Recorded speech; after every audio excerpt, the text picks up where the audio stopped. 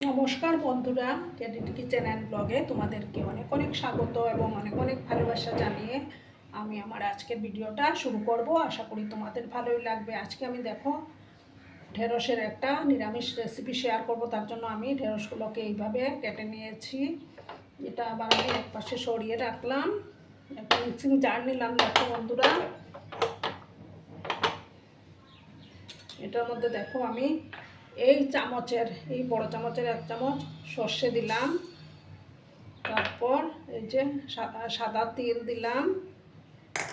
তারপর 1 চামচ পোস্ত দিলাম। দিয়ে প্রথমে আমি এটাকে শুকনো অবস্থায় একটু গ্রাইন্ড করে নেব। তারপর আমি 5টা কাঁচা লঙ্কা আর একটু জল দিয়ে আমি একটা মিহি পেস্ট প্রথমে তৈরি করে নেব। ঠিক আছে বন্ধুরা, দেখো বন্ধুরা, আমার মশলার পেস্টটা তৈরি হয়ে গেছে। আর আমি একটা প্যানের মধ্যে তেল গরম করতে বসিয়ে দিয়েছি। তেলটা গরম হয়ে গেছে। এবার আমি ঢেঁড়সগুলোকে একটু ভাজবো।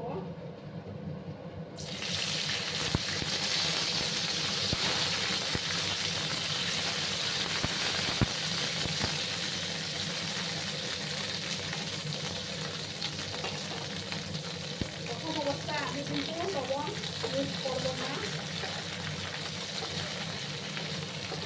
তোমরা তোমাদের প্রয়োজন মতো ঢেঁড়স বা ভেন্ডি কেটে নেবে। আমি আমার পরিমাণ মতো কেটে নিয়েছি। প্রথম অবস্থায় আমি লবণ দেবো না।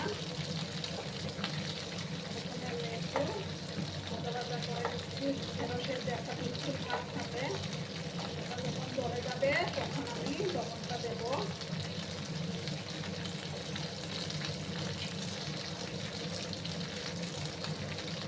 আর আমার আজকের এই ভিডিওটা যদি তোমাদের ভালো লাগে তাহলে অবশ্যই লাইক, কমেন্ট, শেয়ার এবং সাবস্ক্রাইব করার অনুরোধ রইল বন্ধুরা।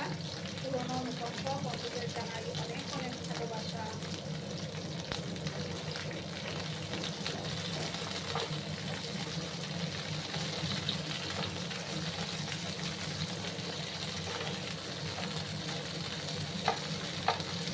দুই মিনিটের মতো আমি ঢেঁড়সগুলোকে একটু ভাজা ভাজা করে নেবো। তারপর আমি লবণটা দেবো।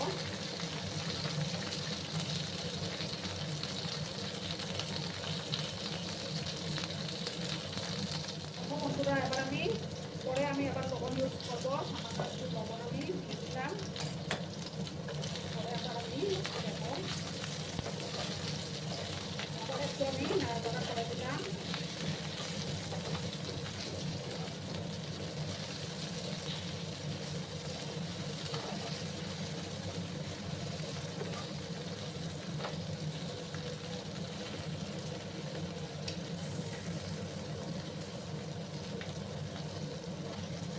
আমি ঢেঁড়সগুলোকে তুলে নিচ্ছি একটা ডিশের মধ্যে।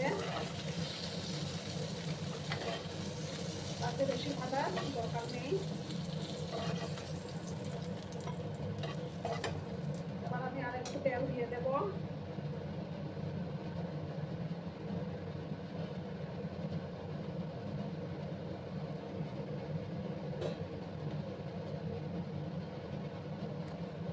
এবার আমি দেখো এখানের মধ্যে স্পুনের মতো কালো জিরে দিয়ে দিলাম।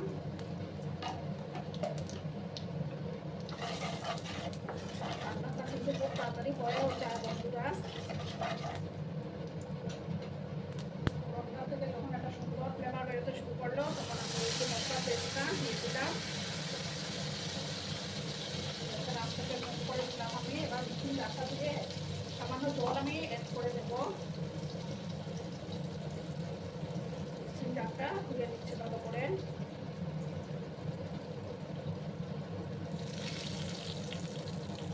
এবার আমি পরিমাণ মতো লবণটা দিয়ে হলুদটা দেবো।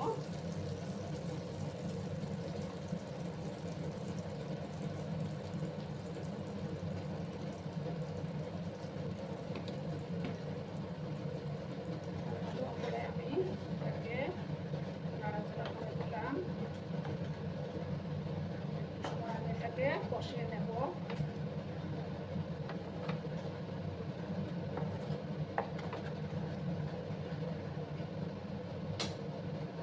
এবার আমি এটার মধ্যে সামান্য একটু কাশ্মীরি লঙ্কার গুঁড়ো অ্যাড করে দেবো।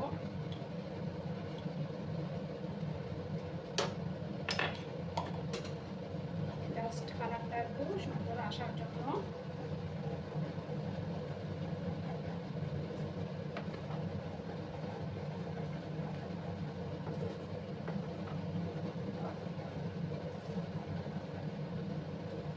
এখন আমি দেখো ঢেঁড়সগুলো দিয়ে একসাথে কষিয়ে নেব।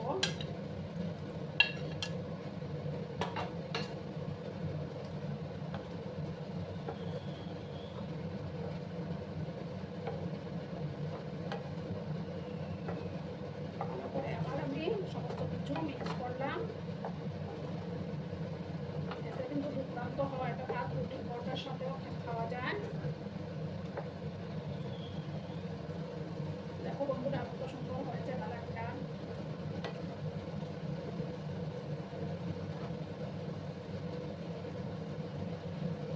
দারুণ সুন্দর একটা ফ্লেভারও বেরিয়েছে। এবার আমি এটার মধ্যে সামান্য একটু গরম জল দেবো, মাখো মাখো টাইপের হবে।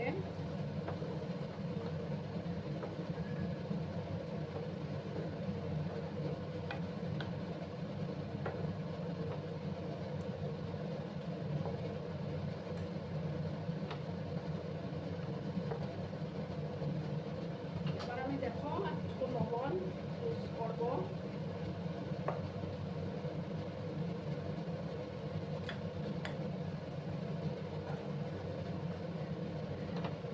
সামান্য একটু চিনি দিয়ে দেবো।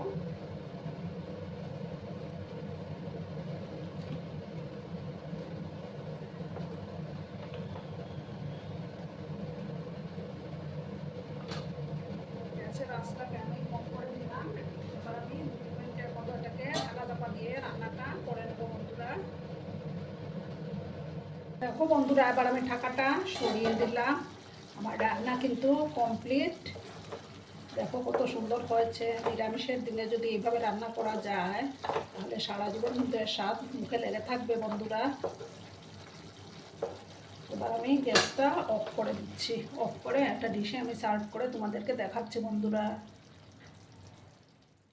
দেখো বন্ধুরা আমি সার্ভ করে দিয়েছি, কেমন হয়েছে অবশ্যই কমেন্ট করে বলো। কিন্তু তোমরা তোমাদের এই সুন্দর সুন্দর কমেন্টগুলো পড়তে আমার কিন্তু দারুণ লাগে।